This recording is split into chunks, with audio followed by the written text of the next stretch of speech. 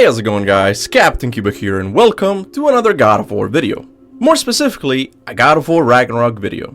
Yes, believe it or not, there are still things left to talk about this game. Maybe not super important story teases such as the man in the mural or who blew the horn, but there are still some interesting nuggets for us to consume. And the nugget I want to talk about today is the Battle of Thermopylae. A very pivotal battle in the Greco-Persian War which saw 300 Spartans blocking the narrow path to Thermopylae from millions of Persian soldiers. Well, in reality it was more like 7,000 Greek soldiers against 300,000 Persian soldiers, which was still an impressive accomplishment on the side of the Greeks. The Greeks didn't win this battle, but they did bravely stand their ground for 7 long days, giving us one of history's most famous last stands. Now, what does this little history lesson have to do with God of War Ragnarok? Well, maybe you didn't know this, but in God of War Ragnarok we learned that Kratos was alive during this historical event. Brother, in my travels, I heard of a great battle in your homeland, at a place called the Gates of Fire.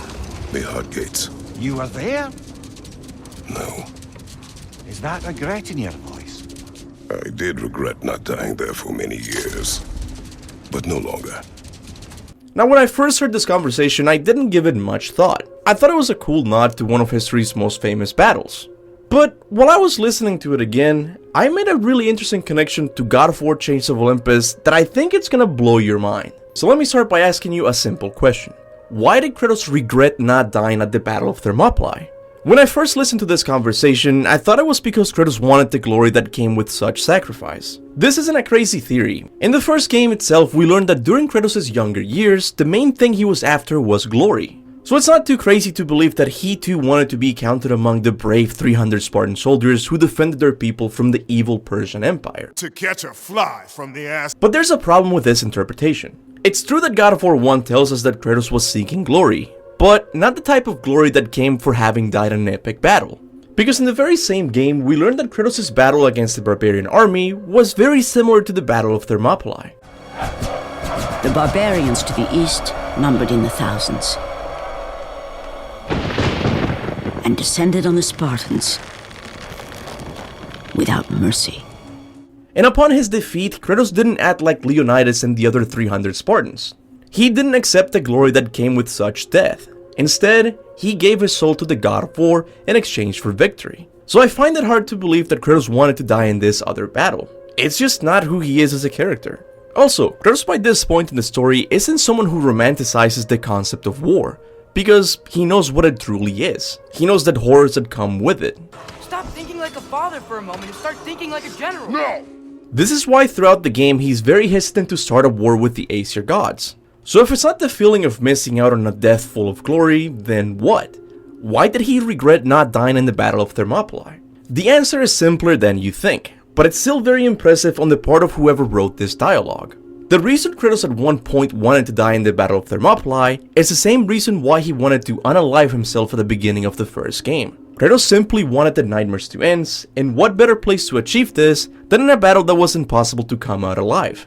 But if that was the case, why didn't Kratos participate in the Battle of Thermopylae? And here's the part that blew my mind once I figured it out.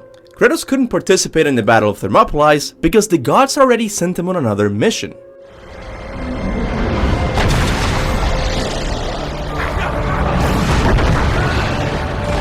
And on this day, Kratos had been called upon by the gods to confront an unthinkable evil, unleashed on the city of Attica by the invading Persian army.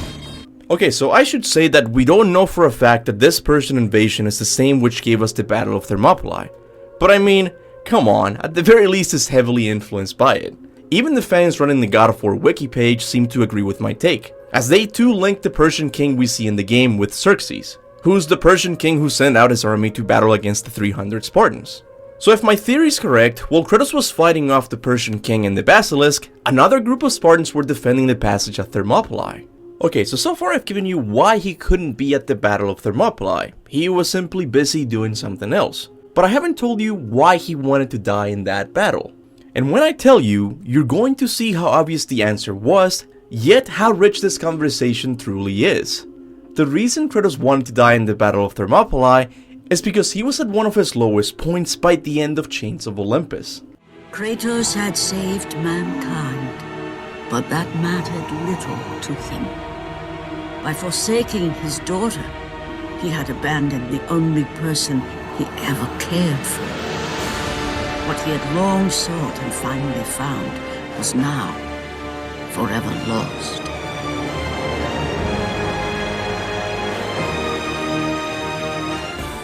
At this point in his life, Kratos is still suffering from the nightmares of when he killed his family. And now, after he thought he was finally reunited with his long-lost daughter, Kratos is forced to do the impossible. Say goodbye to his daughter forever in order to save her life. The reason Kratos wanted to die in the Battle of Thermopylae wasn't glory. Instead, it was death itself. After having to say goodbye to his daughter a second time and still dealing with the nightmares of having killed her, I'm sure he was very envious of those Spartans that were finally resting. And honestly, who could blame him? This seemingly unimportant conversation between Kratos and Mimir has made me appreciate the ending of Chains of Olympus even more, which goes to show the level of expertise that writers at Santa Monica have. But I don't know, maybe you think I'm overthinking this conversation and Kratos was simply talking about the glory he missed out on. Or maybe I convinced you, and now you have even more sympathy for Chains of Olympus Kratos. Whatever your thoughts and theories are, make sure to leave them in the comment section below. Now, as always, I want to give a big thanks to my #1 supporters of the channel, my members. So allow me to read some of their names as I eat some delicious cereal. The Big Bear Aussie. The Veteran Trainer. Definitely not Faison. Coco 1892. Dubs Max Z. And Marilyn Zane, to name a few, are the reason the lights on this channel are still on. I may not play multiplayer games with you guys anymore, but at least you get serial ASMR, and that's what you get with Kuba's memberships now. Totally worth it. But anyway, I want to give a big thanks to all of you guys for watching. I really do appreciate it. I know my uploads have been sort of sparse. But yeah, like hopefully I get to streaming more often in the coming weeks. I've been doing other things that just have prevented me from just working fully on the channel, so that should be changing soon. For those of you who don't know, Mondays I'm doing a Mythical Mondays stream where I play any type of mythology game. So hey, if you want to talk mythology, you can stop by. And yeah, that'll be all for today. I hope you liked the video. I hope you found this whole Thermopylae thing interesting. I thought it was. Then let me know if you didn't. But yeah. Thanks for watching, and as always remember, go forth in the name of Olympus.